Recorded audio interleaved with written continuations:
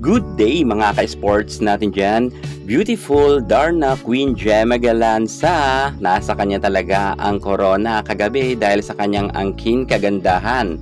Bumagay talaga sa ating Queen Gemma Galanza ang kanyang aurahan nang nasa rampahan na. Subalit alam ba ninyo mga ka-sports, meron rin mangilan-ngilan na talagang pinupuna nga ang ating Queen Gemma Galanza. Hindi nga nila binaligtas ang ating Gemma Galanza sa kanilang pagpipintas. At meron pa ngang nagsasabi na mukhang palakasan daw, gaya nga nang nag-comment na ito. Hirit niya nga, palakasan talaga, di naman maganda yan. Best Muse, sikat lang. At meron pa nga siyang emoji na ha. Grabe talaga ang kanilang pagpupuna sa ating Queen Gemma Galanza.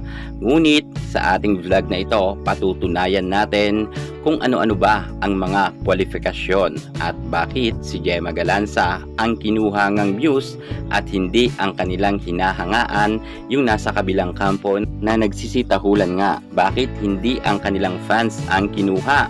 Well, ang PBA, bago yung kumuha ng muse ay meron nga silang mga qualification at mukha talagang hindi naman pasok yung hinahangaan nila. Pero ang ating Queen Gemma Galanza, 100% pasok na pasok siya sa mga kwalifikasyon. Kaya panoorin nyo ang ating vlog hanggang sa dulo at patutunayan natin yan. Pero bago ang lahat, subscribe ka muna. Click ang ating notification bell para lagi kang updated sa lahat ng issue sa volleyball. Susunod na. Bakit nga ba ang ating Queen Gemma Galanza ang kinuha ng Phoenix para maging muse? Alam naman natin na ang ating Gemma Galanza ay multi-talented at taliwas to sa mga sinasabi ng kanyang mga kritiko na hindi daw maganda ang ating Queen Gemma Galanza. Of course, nagpapasalamat tayo sa kanilang komento dahil sinabi niya nga sikat lang ang ating Gemma Galanza. Well, tama ka, sikat naman talaga ang ating Queen Gemma Galanza. Kung kaya nga siya kinuha para maging muse. Isa sa mga kwalifikasyon, kinakailangan talaga kasi na sikat ka. At alam naman natin yan, sa larangan ng volleyball ay sobrang dami na ng ating Gemma Galanza na narating. Kaya't salamat sa pagsabi mong sikat na.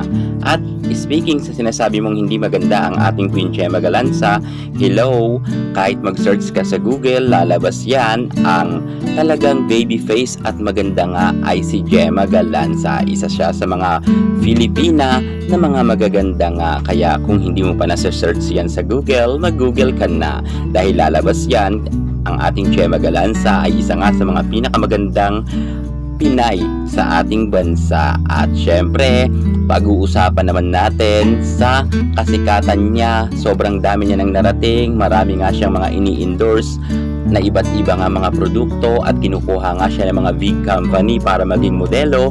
Doon talaga pa lang ay isa na si Gemma Galanza sa karapat-dapat talaga na maging muse. Lalo si Gemma Galanza ay nagkaroon na nga rin ng movie. Noon nga ay meron silang dalawang movie, kasama niya nga si Richie Rivero sa isang horror action films. Kita naman natin na talagang maganda ang eksena ng ating Queen Gemma Galanza. Talagang may talent siya sa pag-acting.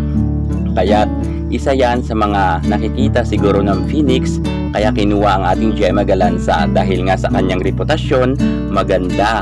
At ito ang gusto ng Phoenix. Wala kayong magagawa dahil siya ang gusto nga ng company. Ibig sabihin, kung gusto talaga ninyo yung idol nyo na mapasama, i-endorse nyo yan doon, ipakilala nyo at baka mamaya kunin nga siya. Pero sa ngayon, si Gemma Galanza muna talaga ang maganda at nasa kanya nga ang corona. Kitang-kita naman natin yan sa mga nagsasabi dyan na hindi maganda si Gemma Galanza. Inggit, pikit na lang po kayo dyan. Para sa amin ay napakaganda po ng aming Queen Gemma Galanza at hindi lang yan, ma-appeal ang aming Gemma Galanza lalo't kapag ito'y nakatawa. Sobrang ganda ng kanyang mga teeth at kitang-kita naman natin na kapag nag-smile nga ang ating Gemma Galanza, baka matunaw ang kanyang mga kritiko. Well, pag-usapan na lang natin muna ang ating Gemma Galanza habang ninanamnam pa namin ang kanyang narating na tagumpay. Bahala na kayo mag-isip kung para sa inyo hindi maganda ang aming Gemma Galanza, pues sa nakakarami naman, mas maganda si Gemma Galanza. Tingnan naman ninyo ang followers ni Gemma Galanza, lampas ng 1 milyon. Kumpara naman doon sa iniidolo nyo na halos hindi pa nga 1/4 sa kasikatan ng ating Gemma Galanza. Si Gemma Galanza ay sobrang dami nang napatunayan at higit sa lahat, hindi naman si Gemma nakikipagkabugan sa kanila. Sadyang maganda lang talaga si Gemma at mas ma-appeal. Well, hindi na rin naman kayo magtataka kung bakit marami rin mga bashers at pumupuna kay Gemma kasi marami ngang naiinggit dahil nga sa kanyang natatamasang tagumpay. At hindi lang sa volleyball yan kundi sa lahat ng aspeto. Yan muna ang pinaka-latest namin sa mundo ng volleyball. At para hindi ka mahuli sa lahat ng issue pagdating sa larawan sa volleyball, subscribe na. Thank you so much. God bless.